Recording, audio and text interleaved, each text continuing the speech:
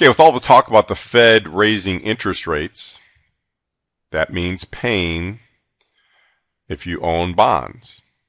But what I want to talk about here is the difference between owning an individual bond and owning a bond fund, because your experience is going to be dramatically different. Now, if you need a bond basic primer, go watch the video Bond Basics. If you're good, then we can dive right in here.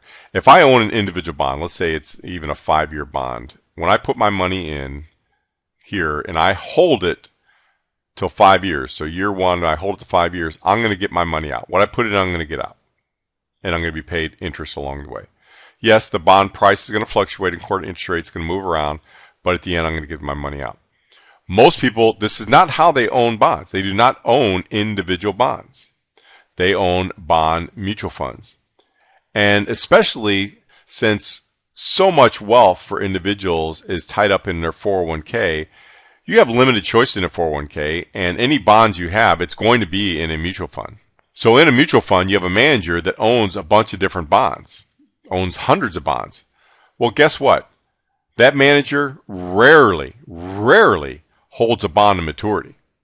They are constantly buying and selling bonds because people are constantly moving money in and out of the fund.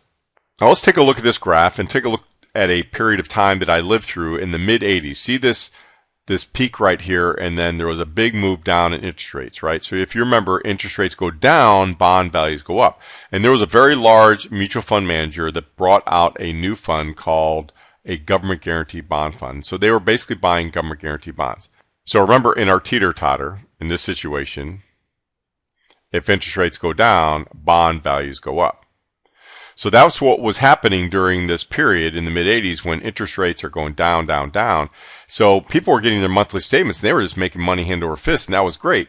But then, all of a sudden, interest rates spike up, and people got their statement and their values down. And they said, whoa, hey, what's going on here? I thought this was a government-guaranteed fund. Well, no. The fund's not government guaranteed. They were just buying government guaranteed bonds. So they were buying Ginnie Maes and other treasuries and so forth inside here. And people said, well, I want my money out. Now, by charter, most mutual fund managers can hold between 5 and 10% cash in their mutual fund for these redemptions, but otherwise they have to be fully invested. Well, this time period when interest rates were going up in the mid-80s, when they started going up, this happened over several months' time. And if statements are going down and people are pulling money out, this is just driving more statements down. Well, eventually, these managers, they had to start selling bonds because they went through their cash. So they're selling this bond and this bond and this bond and this bond. Well, they're selling it at a low point, at a discount, which just drives the value of the fund down even more, which even makes more people get their money out. And you can see how this thing just spirals down very quickly. So the reason I wanted to talk about this video is the difference between owning individual bond versus a fund. Most people, like I say, own bonds through a mutual fund. And the Fed raises rates, look out. Now, something that's become very popular, speaking of 401ks, are these, what they're called the target date funds. Target date funds. And they'll be called the 2020 fund or the 2025 fund. And what that means is you pick a time period that's close to when you want to retire. Let's say you're going to retire at 65. And you're going to turn, let's say you're 60 now, and you're going to turn 65 in 2020. So you would use this fund strategy, and the fund strategy says, well, they have a bunch of stock mutual funds inside your 401k, and there's also some bond funds. And as you get closer to this date, they move money from stocks over to bonds. Why? Because they think that stocks are more risky than bonds, right? So they're thinking bonds are lower risk, which is true, right? It's true in this definition. I put my money in and I hold it for 5 years, I get my money out. A stock doesn't have any maturity date, right? We just saw right here, if we go through a time period where interest rates go up, just like we saw. But if we go through another period where interest rates go up, just like we saw here, right?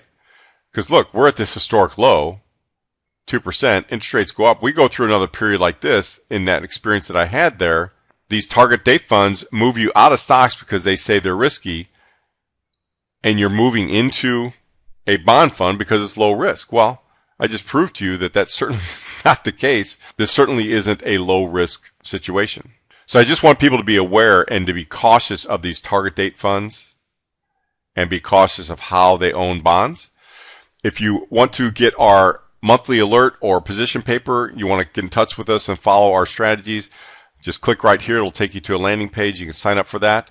I hope this makes sense. Hope this video was helpful. Thanks for watching.